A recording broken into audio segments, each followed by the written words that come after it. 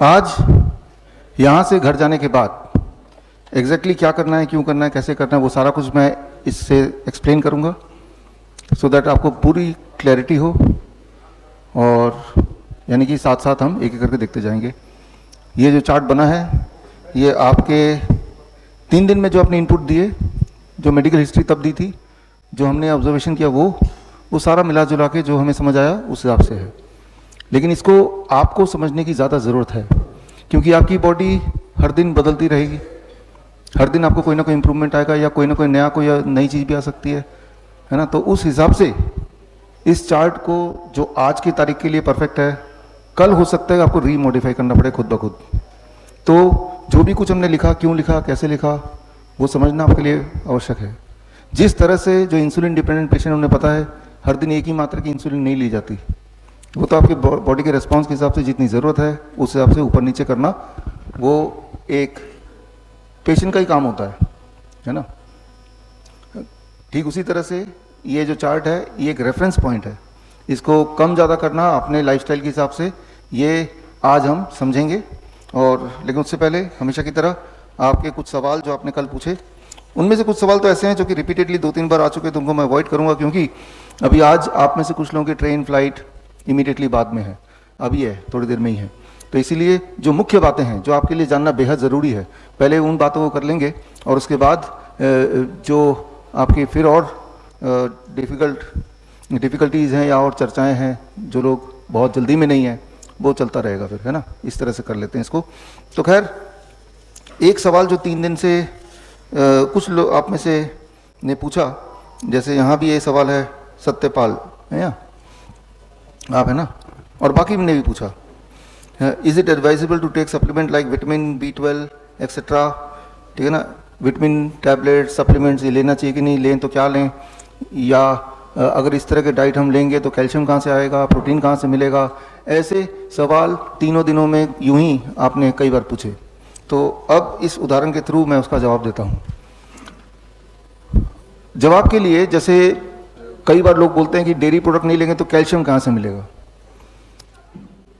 और अगर हम गेहूं नहीं लेंगे तो कार्ब कहाँ से मिलेगा, प्रोटीन कहाँ से आएगा, ये अक्सर आपकी चिंताएं हैं। जैसे आपने लिखा है विटामिन B12 कहाँ से मिलेगा, ये आपकी चिंताएं हैं। तो इसको हमें क्लियरली समझना होगा। समझने के लिए अब मान लीजिए कैल्शियम कहाँ से मिलेगा, दूध में तो बहुत कैल्शियम होता है, इतना कैल्शियम कहाँ से मिलेगा। दुनिया में सबसे ज़्यादा कैल्शियम किस चीज़ में है, नाखून में है, ये कैल्शियम है आपका। तो सबसे ज़्यादा कैल्शियम चाहिए आपको, ये नाखून है। अगली बार जब नाखून काटेंगे तो उसको पाउडर बना के घोल के पानी के साथ पी जाए, कैल्शियम मिल गया। कैल्शियम चाहिए, कैल्शियम है, उसको फेंकिए मत, इकट्ठा करते रहिए। लेकिन ये नाखून वाला कैल्शियम किसी को नहीं चाहिए, ना जानवरों को ना हमें। क्यों नहीं चाहिए, वेरी वेरी इंपॉर्टेंट। कैल्शियम तो है but it is not in absorbable form, not in digestible form. मतलब वो पेट तक तो पहुंच जाएगा लेकिन वो टॉक्सिक बन जाएगा, वो इकट्ठा कहीं हो जाएगा, वो आपके बीमारी का कारण बन जाएगा।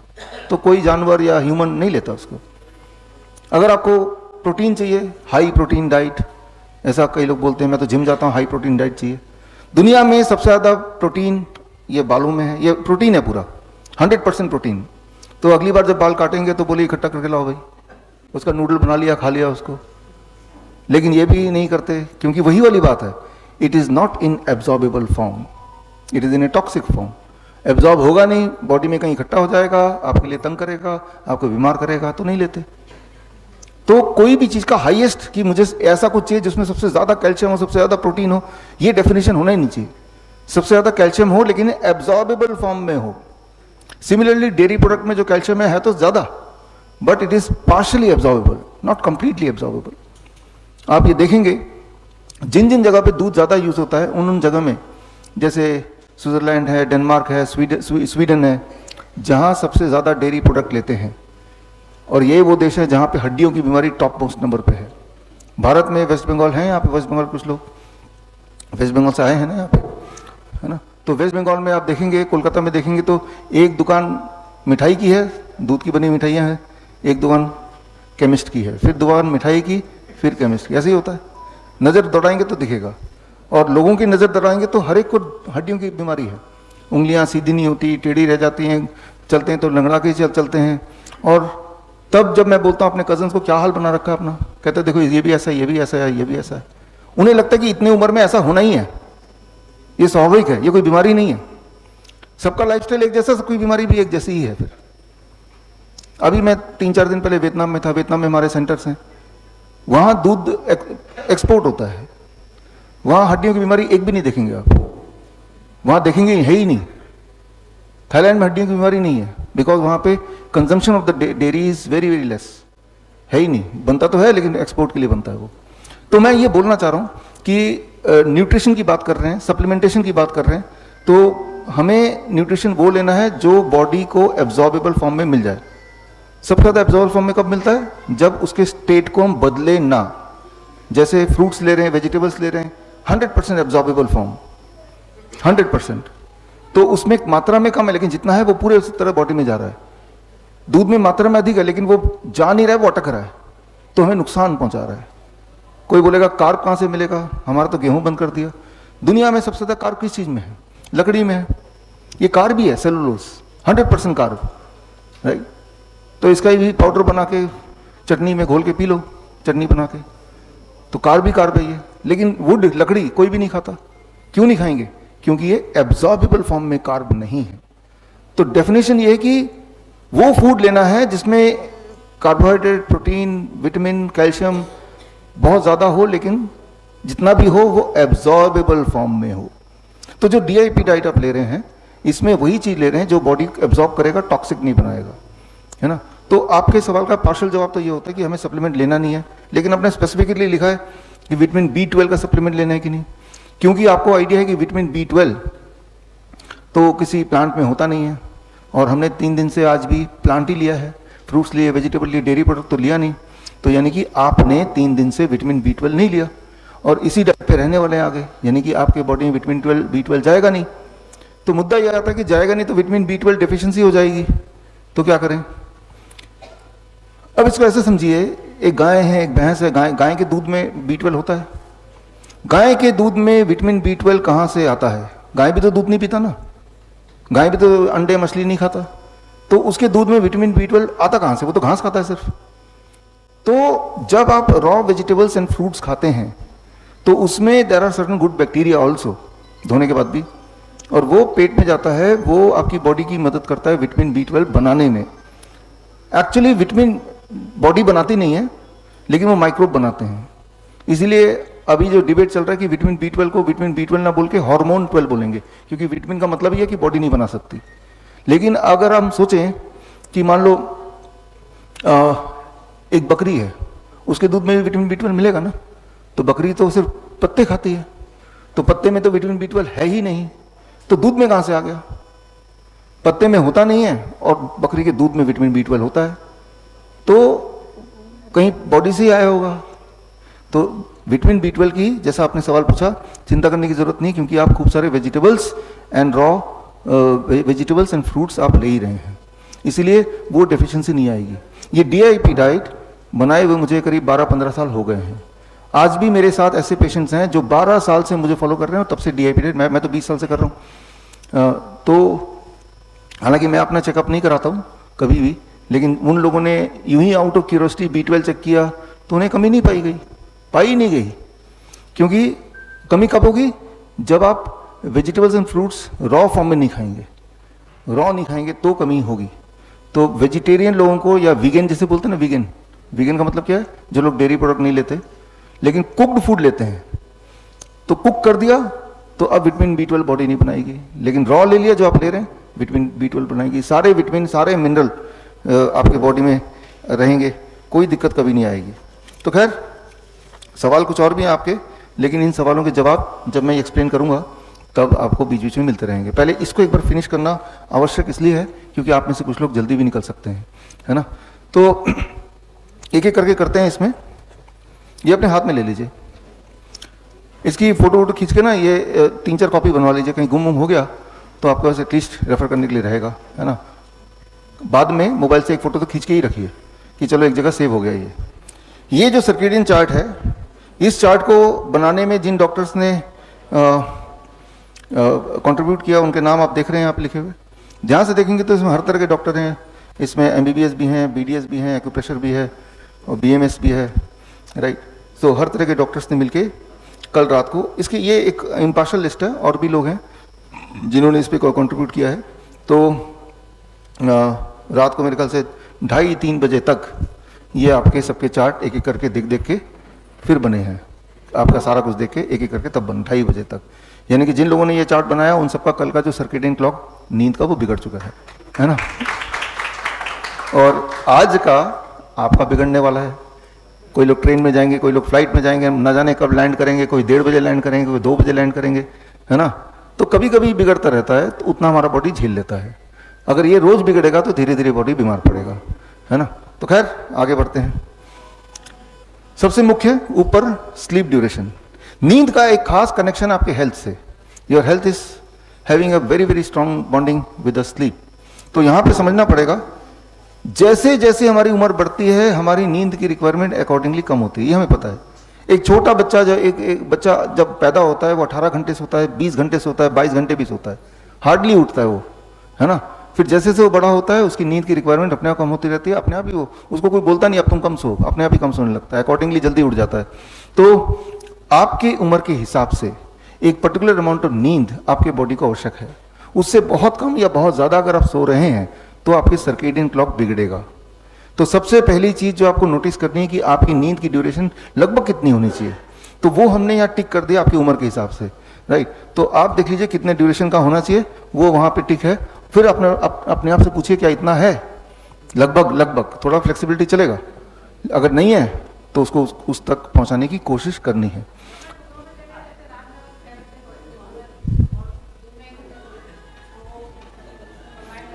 हाँ देखिए, दिन में अगर आप सोते हैं, अगर आपको रोज सो सकते हैं तो दिन में भी सोइए।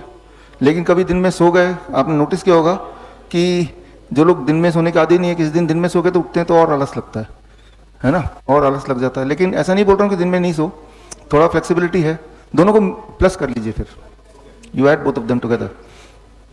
अब इसी में आगे चलते हैं। नींद एक महत्वपूर्ण चीज है, ये हमें पता ही है। तो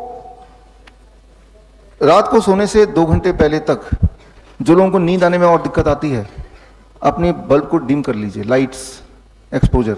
कितना डिम? Candle light. ऐसा नहीं कि कैंडल ही जलाना है, छोटे बल्ब, राइट। छोटे बल्ब कितना? 50 lux of light. 50 lux of light कितना होता है कि अगर आप यहाँ पे कैंडल जलाएंगे तो जितनी लाइट दिखेगी आप कैंडल के आसपास, that is 50 lux. Lux meter आप प्ले स्टोर से डाउनलोड कर सकते हैं, फ्री डाउनलोड होता है, कई सारे लक्स मीटर है ऐप। फिर आप यूं ही आउट ऑफ क्यूरियोसिटी देख सकते हैं कि कौन सा लाइट का ब्राइटनेस कितना है। खैर उतने डिटेल में जाने की जरूरत नहीं है, बस इतना दिमाग में रखना है कि सोने से 2 घंटे पहले हमारी जो आंखों की लाइट एक्सपोजर है बहुत ब्राइट ना हो। जैसे इस तरह का स्क्रीन, मोबाइल का स्क्रीन, जितना अवॉइड कर सके, है ना। और पूरे दिन भर में जितना हो सके, दिन भर में जैसे ये दिन है, light exposure should be as much as bright. जैसे मैंने आपको बताया, ये जो लाइट एक्सपोजर है जो पिछले 3 दिन से देख रहे हैं सुबह शाम, एग्जैक्टली सेम है। This is misleading for your brain. यहाँ तो एक ट्रेनिंग हम पे हैं, हम तो ट्रेनिंग में है तो चलो भाई 2-4 दिन आपका दिमाग एडजस्ट कर रहा है, लेकिन अदरवाइज दिन में हैव अ ब्राइटनेस, राइट। जितना ब्राइटनेस में डे में रहेंगे, कल मैंने बताया था, उतना आपकी रात की नींद अच्छी होगी। सभी के लिए ही है, not just for few people. जिनको ज़्यादा नींद की दिक्कत आती है, जो डिप्रेशन के पेशेंट हैं, एंजाइटी के पेशेंट हैं, और उनके लिए 10,000 lux of sunlight during the day, मतलब सीधे सनलाइट खिड़की से बाहर, खिड़की के अंदर आए, अपना ब्रेकफास्ट वहीं करो आप। इस तरह से कुछ ना कुछ जुगाड़ करना पड़ेगा। लाइट एक्सपोजर का डायरेक्ट कनेक्शन है आपकी नींद से, ये समझाना चाहता हूँ। जिनका लाइट एक्सपोजर यूनिफॉर्म रहता है, जैसे अभी यहाँ पे है, दिन में भी वही, शाम को भी वही, रात को भी, उनको नींद आने में फिर धीरे धीरे दिक्कत आएगी, राइट। तो इसलिए डे में ensure that you have a good light exposure, सोने से 2 घंटे पहले ensure that you have a poor light exposure. If you can do it, it will correct the circadian clock of the sleep. You will have a good sleep. अच्छी नींद आएगी तो बाकी जो परेशानियां हैं, चाहे वीकनेस है चाहे पेन है, उनमें भी आराम मिलेगा। तो अब आगे भी चलते हैं। अगला है 0 वोल्ट। आप सबको 0 वोल्ट किट मिल गया है ना, तो उसको थोड़ा समझ लेते हैं। अब देखिए, आप जब वो किट देखेंगे, उस किट में आपको क्या मिलेगा वो ये है, मैं थोड़ा एक्सप्लेन कर रहा हूँ। ये बेडशीट है। इस बेडशीट में यहाँ कुछ लाइनें लगी हुई हैं, ये एक्चुअली कॉपर का तार है। कॉपर तार जो कि बहुत ही महीन है कि आप फील नहीं कर पाएंगे, आपको लगेगा कि एक धागा ही होगा, राइट। और ये सारे तार इकट्ठे होकर कोने में है, और यहाँ से ये तार, लंबी तार आपको मिलेगी जो कि सेकंड फ्लोर से भी नीचे जाएगा, और ये एक कॉपर का रॉड है, जहाँ पे भी मिट्टी मिलेगी वहाँ पे इसको डिग करना है, अंदर पूरी तरह से दबा देना है, ठीक है ना। तो अब ये पूरा हो गया, और ये जब भी आपको सोना है, ये बिस्तर ये लगाया, इसको इससे कनेक्ट कर दिया और इसको बिछा दिया, और बिछाने के बाद आप जब सोएंगे तो आपका जो स्किन है, हाथों का, पैरों का जो एक्सपोज्ड है एरिया है, वो जब इससे टच करेगा तो आप ग्राउंडेड हो गए, है ना, तब आप ग्राउंडिंग में है, जैसे आप यहाँ पे कर रहे हैं। हाँ, बहुत सारे ऐसे पेशेंट्स हैं या लोग हैं जो घर पे ये बना लेते हैं, कोई मुश्किल नहीं है। नॉर्मल चादर ले लीजिए, और अपने शहर में जो बहुत ही थिन गेज वाला जो कॉपर का वायर है वो ले लीजिए, फिर उसको पिरो दीजिए। ये तार भी और ये तार भी तो नॉर्मल तार ही तो है, तो ये घर पे भी जुगाड़ कर सकते हैं, तब भी वो काम करेगा। आप में से कुछ लोगों ने किया भी, एक ने मुझे दिखाया भी, है ना, तो ये आपने दिखाया था, इनसे देखिएगा। सवाल लिखिए, राइट द क्वेश्चन, एक बार फिनिश हो जाने दीजिए, क्वेश्चन लिख लीजिए आप, क्योंकि मुझे पता है कि आपके दिमाग में क्या सवाल चल रहा है, कॉन्सिक्वेंटली आंसर आएगा ही आएगा, है ना। बीच में मत पूछिए अभी, क्योंकि कुछ लोगों को जाना है वो मिस कर देंगे आपकी वजह से, है ना। तो ये हो गया, इस तरह से इंस्टॉल करना है, घर पे भी बना सकते हैं, और हमारे बहुत पेशेंट घर पे बनाते हैं, क्योंकि ये तो एक बेडशीट दे रहे हैं, एक और के लिए चाहिए तो हमें ऑर्डर करेंगे आप, हम आपको भेजेंगे, why not to make it at home. घर पे बनाने का फ़ायदा क्या है, जैसे इन्होंने बनाया देखेंगे, ये तार जो है ना बड़ी पतली है, जितना पतला तार होगा उतना कंडक्टिविटी कम होगा, कंडक्टिविटी कम होगा तो बेनिफिट भी कम ही होगा। पहले हमारे तार बड़े मोटे होते थे, इससे ज़्यादा मोटे होते थे, आप फील कर सकते थे, तो उसमें बेनिफिट ज़्यादा था, लेकिन जब लोग सोते थे उसमें तो बोलते थे हमें चुभ रहा है, तो फिर हमने उसको हटाया, हमने ये बनाया कि चलो अब तो नहीं चुभ रहा है। लेकिन अगर आपको एग्जैक्ट बेनिफिट चाहिए तो थोड़ा चुभन सहनी पड़ेगी। मेरे को नहीं चुभता था पर्सनली, लेकिन कुछ लोग ज़्यादा नाजुक होते हैं, उनको चुभता है, छोटे बच्चों को चुभेगा। जैसे इन्होंने बनाया बड़े मोटे मोटे तार, बेनिफिट काफ़ी ज़्यादा होगा इनको जिस तरह से इन्होंने बनाया है, लेकिन फिर वो इंस्पिरेशन लेना पड़ेगा आपको कि क्या करना है आपको। ये कम फ़ायदा हो जाए लेकिन चुभे ना, तो ये ठीक है। फ़ायदा 100% होना चाहिए, बेशक थोड़ा बहुत डिस्कम्फर्ट रहे तो वो ठीक है, इस तरह से। और फिर हाँ, वॉश कर सकते हैं, मैं बता रहा हूँ, आप लिखते रहिए। ये मान के चलिए कि हर जितने भी हमारे कैंप होते हैं जो पिछले 12 साल से चल रहे हैं, हर महीने कैंप में यही वाले सवाल होते हैं, तो मैं अपने आप ये सवाल का जवाब ले रहा हूँ, है ना, नी नॉट टू वरी। फिर भी कोई जवाब रह गया, सवाल रह गया तो लिख लीजिए उसको, इसके बाद डिस्कस करेंगे ही, need not to worry. Wash कर सकते हैं इसको, जैसे बाकी कपड़े वॉश करते हैं, बिल्कुल वॉश कर सकते हैं। अब यहाँ पे कुछ चिंताएं हैं जो आपके एक दिमाग में आएंगी, जैसा बोल भी रहे हैं कि हमारे वहाँ तो जो फ्लैट सिस्टम है वहाँ तो ज़मीन है ही नहीं, मिट्टी वहाँ कहाँ, मैं तो 10th फ्लोर में रहता हूँ, वहाँ से कहाँ तार नीचे जाएगा, ऐसे कुछ सवाल आएंगे। तो उसका जवाब ये है कि प्रिंसिपल आपको समझ आ गया कि ग्राउंडिंग किसे कहते हैं। ग्राउंडिंग करने का 2 ही तरीके हैं, डायरेक्टली ग्राउंड में जाना या एक तार के माध्यम से ग्राउंड तक पहुँचना, 2 ही तरीके। अब इनमें से कौन सा तरीका सूट करता है? अगर आपके पास आपके ऐसा बिल्डिंग 20वें फ्लोर में रहते हैं, कोई तार नीचे तक जा ही नहीं सकता, तो चलो मान लो वो नहीं कर पा रहे। मैं तो 7वें फ्लोर में रहता हूँ, मैंने तो तार लगाया, 3 साल हो गए, अभी तक किसी पड़ोसी ने आके ऑब्जेक्शन तो किया नहीं, पता भी नहीं चला होगा किसी को, है ना, इतने तार नीचे तक आ रहे हैं, एक और सही, है ना। तो एक तो ये हो गया, और तार खरीद के एक्सटेंड कर सकते हैं और करते हैं हमारे पेशेंट। लेकिन मान लो वो नहीं हो पाता तो ग्राउंडिंग कीजिए, पार्क में जाइए, आधा घंटा 1 घंटा लगाइए अपने लिए लगा रहे हैं ना। तो कोई बोलेगा हमारे पास पार्क भी नहीं है, ऐसे भी लोग होते हैं, ना पार्क है ना कुछ कर सकते हैं।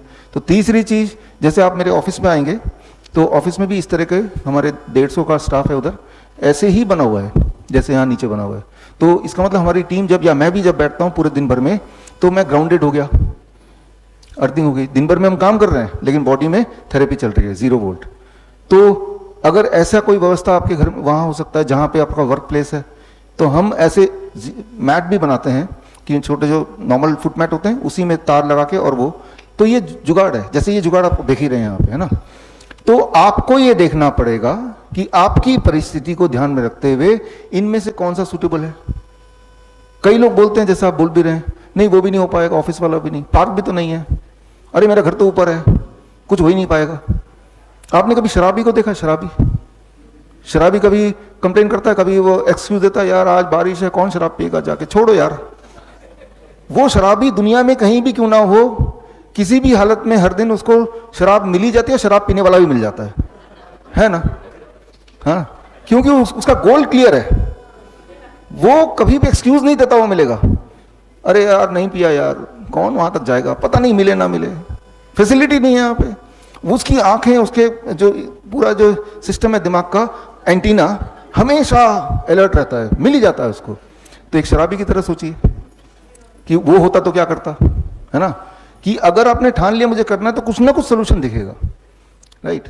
एट द सेम टाइम अगर कि नहीं करने भी कई सारे रीजन हो सकते हैं, लेकिन करने का एक ही कारण हो सकता है कि हमारे हेल्थ के लिए करना है, मिल ही जाएगा, राइट? जैसे सिंगापुर में है, वहाँ पे हमारे बहुत सारे पेशेंट हैं, वहाँ रियली आप देखेंगे कोई ग्राउंड है ही नहीं, सब कुछ सीमेंट कर दिया उन लोगों ने, एवरीथिंग इज सीमेंटेड। तो वो क्या करते हैं, मलेशिया में हमारे सेंटर है, वहाँ भी अधिकतर सीमेंटेड है। तो वो क्या करते हैं, इस बात को समझिए, आपका जो 3 पिन प्लग है ना, 3 पिन प्लग में जो ऊपर वाला जो पिन है, अर्थिंग पिन है ना, तो वो क्या करते हैं, ये जो एंड है इसको उस पिन में डाल देते हैं, अर्थिंग पिन में, तो उससे भी ग्राउंडेड हो गए, समझ रहे हैं ना? तो उसके लिए क्या करते हैं कि आपके पास दुकान से 3 पिन प्लग खरीद सकते हैं, 3 पिन प्लग खरीद के नीचे वाले जो 2 पिन है उसको तो निकाल दिया, तो बचाई एक, और उसको उसके साथ इसको जोड़ दिया, जोड़ के आपने प्लग इन कर दिया, तो ऐसे कर दिया। तो लेकिन हम ज़्यादा उसको प्रेफर इसलिए नहीं करते क्योंकि भारत में जितनी भी बिल्डिंग है, इंक्लूडिंग दिस बिल्डिंग भी, अगर आप देखें तो वो जो 3 पिन का जो तीसरा पिन है हरे वाला, वो सिर्फ एक होल है, अर्थिंग है ही नहीं, तो उसमें लगा के भी कुछ फायदा नहीं, है ना? जबकि उसके एवज में जो ग्राउंडिंग है, सीधे जमीन पे ले जाने वाला सिस्टम, ये बिल्कुल प्योर है, आप और जमीन सीधा। और ये जो अर्थिंग आप करेंगे भी तो यही वाला बाकी सारे इलेक्ट्रिक सिस्टम से भी कनेक्टेड है ना, तो बेनिफिट कम हो गया। लेकिन सिंगापुर में जहाँ पे और कोई तरीका ही नहीं है, चलो इतना ही कर लो। तो बोलने का मतलब है कि अपने आप को अर्थिंग करने के मैंने कुछ मॉडल्स बताए, राइट? इसमें से कौन सा सूटेबल है? कई लोग बोलेंगे कि भाई हम नंगे पैर चलेंगे, कोई चींटी काट ले, कोई कांच लग गया तो क्या होगा? तो हमने उसके लिए 0 वोल्ट चप्पल और सैंडल भी बनाए हैं। क्या सिंपल है कि भाई एक तार है जो नीचे है और उस तार का दूसरा छोर है जो आपके पैरों को टच कर रहा है, तो चप्पल पहन लो, है ना? मतलब ये अपने आप में एक व्यापार हो सकता है भी, है ना? तो ये खुद भी बना सकते हैं, हम बनाते हैं, हमसे ले सकते हैं, है ना? जैसे आप योगा करते हैं, तो जमीन पे बैठेंगे तो जमीन गीली है, गंदा है, तो ये जो आप देख रहे हैं नीचे, ये एक्चुअली योगा मैट है, दिस योगा मैट, इसके नीचे की पूरा तारे हैं, जैसे ऊपर तारे हैं, तो ये बिछा दिया तो आप अर्थ हो गए। और ये खुद भी घर पे बना सकते हैं आप। तो यहाँ पे कंक्लूजन ये है, कंक्लूजन हर हाल में, हर दिन, कुछ समय के लिए ही सही, get connected with the earth. अब वो कैसे करना है, इतनी सारी वेराइटीज हैं, मैं आगे दिखाऊंगा कि हमारे पेशेंट्स बहुत क्रिएटिव हैं, वो अपना कुछ ना कुछ रास्ता निकाल लेते हैं जो हम सोच भी नहीं सकते, वो भी दिखाऊंगा आगे चल के, है ना? आप भी निकालेंगे तो हो सकता है कि अगले लेक्चर में, मेरे अगले किसी कैंप में आपका जिक्र करूं मैं। तो इस तरह से है। तो ये जो अर्थिंग है, irrespective of your health status, आप बीमार हैं नहीं हैं, सबको करना है 100%। इसमें पेन कम होता है, इन्फ्लेमेशन कम होता है, घाव और नहीं बढ़ता है, घाव कम होता है, ट्यूमरस ग्रोथ कम होता है, ब्लड शुगर कम होता है, ब्लड प्रेशर कम होता है, फायदे ही फायदे, नुकसान एक भी नहीं।